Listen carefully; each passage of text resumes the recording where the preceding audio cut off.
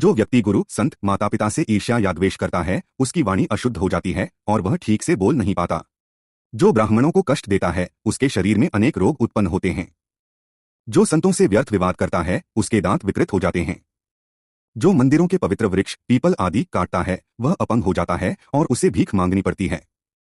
जो सूतक का अन्न खाता है, उसके पेट में अनेक रोग होते हैं और उसके शरीर से दुर्गंध आती है।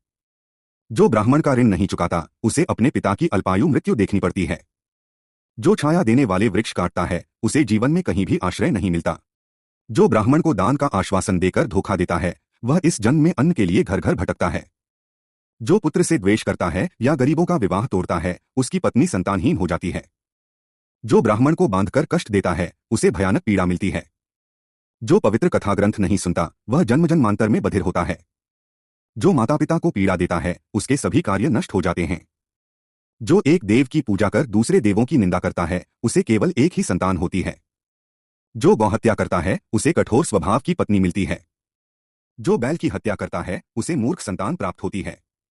जो निर्दयता से पशु मारता है, उसके राज्य में गूंगी प्रजा जन्म लेती है। जो पतिव्रता स्त्री पर बुरी दृष्टि रखता है, उसे कुरूप और कर्कश पत्नी मिलती है। जो अनेक जीवों की हत्या करता है, वह अगले जन्म में गंभीर रोगों से पीड़ित होता है। जो गुरु का त्याग करता है, वह जन्म लेते ही मृत्यु को प्राप्त होता है। जो रविवार या प्रतिदिन सूर्य के सामने अपवित्र आचरण करता है, उसके बच्चों के दांत टूटे और बाल सफेद हो जाते हैं। जो मरे हुए बच्चे के माता पिता पर हंसता है, वह स्वयं संतानहीन हो जाता है।